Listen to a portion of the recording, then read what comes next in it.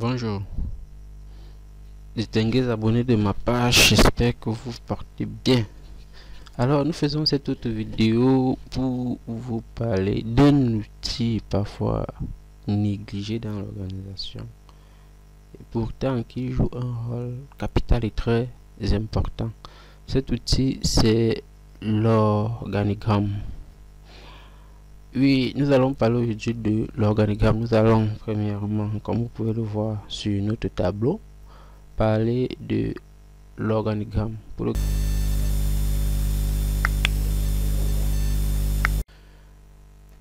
Donc, voilà notre question du jour. La question sera: quelle est la différence entre une DSF, déclaration statistique et fiscale, et les états financiers? Donc, chaque jour actuellement, nous aurions une question que nous allons vous poser, une question type entretien d'embauche que nous allons vous poser, et à la fin, vers la fin de la vidéo, on va vous donner la réponse, ou alors les réponses seront données en commentaire. Et chaque fois, ceux qui seront actifs sur la page recevront des avantages spécifiques. Par exemple, s'ils ont une difficulté, s'ils souhaitent que on fasse une vidéo sur un thème spécifique, on pourra le faire et leur envoyer directement une inbox. Donc, la réponse à cette question a d'ici quelques minutes, ou alors si à la fin il n'y a pas de réponse, les réponses seront données en commentaire. Quelle différence faites-vous entre état financier et DSF? Ok, très rapidement, nous allons nous regarder d'espèces. Nous avons pris par exemple l'organigramme du service marketing dans une grande entreprise, et nous avons à ce niveau le directeur marketing, et directement après le directeur marketing, nous avons les responsables du département. Donc on aura ici le département communication manager 1, communication manager 2, 3, et on aura le nom du responsable, et on aura le nom du responsable 2. Donc ici c'est l'organigramme en termes de service, et ici c'est l'organigramme en termes d'employés.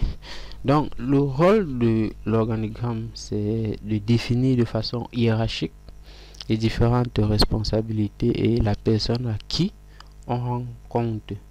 Et dans l'organisation, dans l'entreprise, on a l'entreprise est un peu représentée comme un camion semi-remorque, où à la tête, donc ici les cases d'abord en rouge que je peux considérer comme le chauffeur, et la case juste au-dessus peut être considérée comme ceux qui sont dans le code PIT. Donc ce sont des gens qui se réunissent et qui prennent les décisions de management, qui décident de l'orientation de notre véhicule. Alors, une fois qu'on a décidé l'organisation et les orientations de l'entreprise, chaque responsable, ça va donc manager son équipe pour atteindre de commun accord cet objectif. Et ça définit également le sens de circulation de l'information dans l'entreprise. Pourquoi? Parce que en entreprise, on a l'information verticale qui part peut-être du collaborateur vers son responsable hiérarchique, et on a la communication horizontale qui part entre deux collègues du même service, donc de même rang, de même grade. Donc voilà un peu les deux types de communication que nous avons en entreprise. Et immédiatement après ça, nous allons retourner dans notre logiciel Sage i7, vous montre comment créer, comment se crée l'organigramme dans une entreprise. Et ici, on peut avoir en dernière position par exemple le vigile, le personnel intérimaire, et en entreprise, suivant son comportement, suivant ses compétences, on peut quitter du bas de l'échelle vers le haut de l'échelle, et comme dans des cas assez exceptionnels, on peut quitter du haut vers le bas. Et rappelons que les directeurs ont des avantages élevés, ils ont également des responsabilités qui accompagne ces avantages-là. Donc, il y a à chaque chose, il y a une contrepartie débit, crédit, comme on peut dire en comptabilité.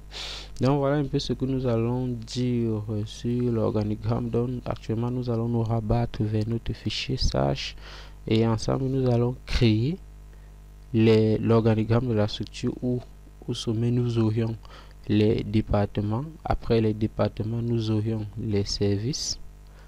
Après les services, on aura maintenant les unités de gestion et enfin les catégories. Donc, c'est ce que va faire l'objet de développement et de réalisation. Partir vers notre logiciel SagePay où nous allons partir à liste organisation et c'est là que nous allons créer notre organigramme. Donc une fois que nous sommes à liste, ici nous allons créer le département administratif, la direction générale, la direction technique. Donc voilà, on va faire plus pour ajouter un département. On va donc mettre le département commercial, code DC et on va mettre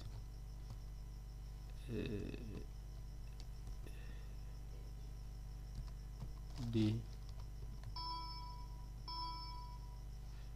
ici intitulé département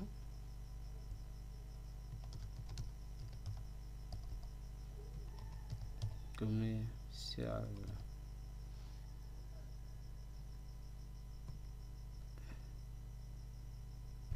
Ben, coût de point de distribution, ça peut être bon, je vais mettre à quoi j'active minuscule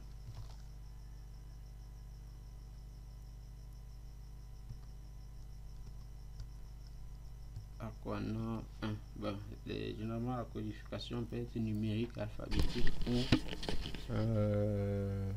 alphanumérique. Et généralement lorsqu'on parle de code, c'est le concepteur du code qui connaît ce qu'il a codifié derrière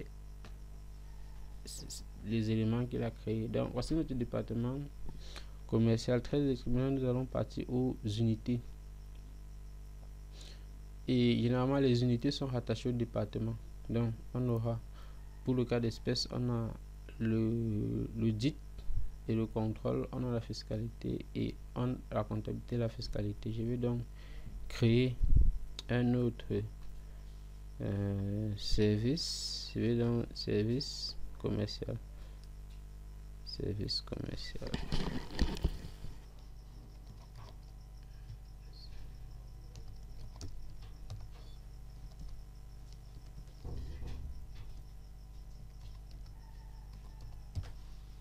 Service commercial. Je vais mettre toujours à quoi non 2. Ok. Unité. On a révision des comptes, tenue des comptes et ici créer.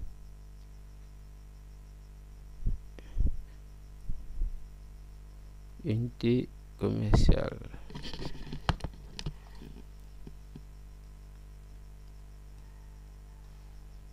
On va mettre ok. Catégorie. Ben ici on peut mettre, on a mis carte agent de maîtrise et on va mettre employé manœuvre. Employé code 5 intitulé employé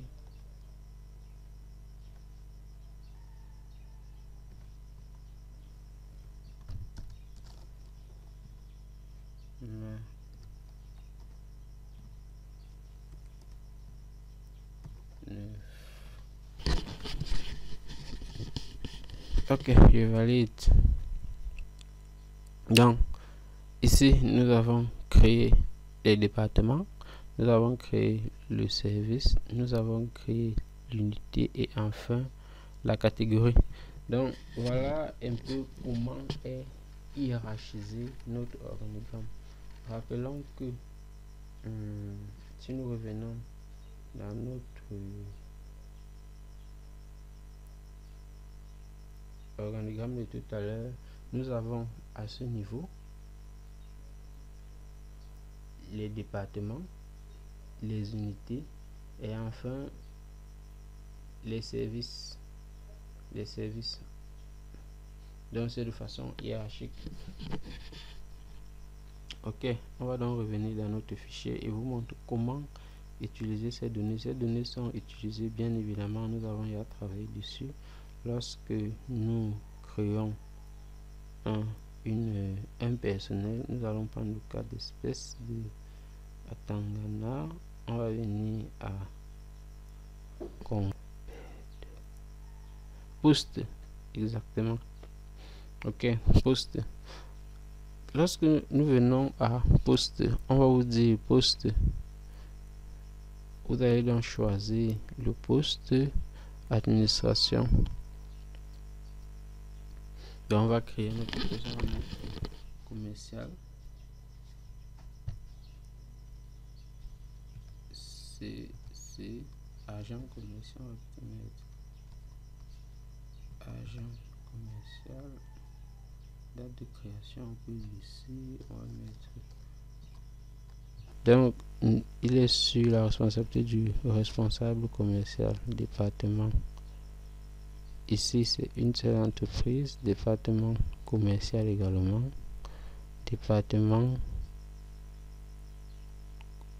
département commercial, service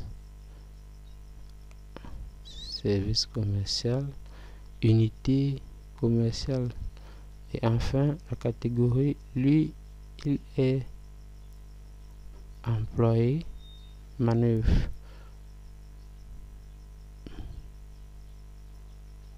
Employé manœuvre, c'est vrai que nous avons fait et on valide.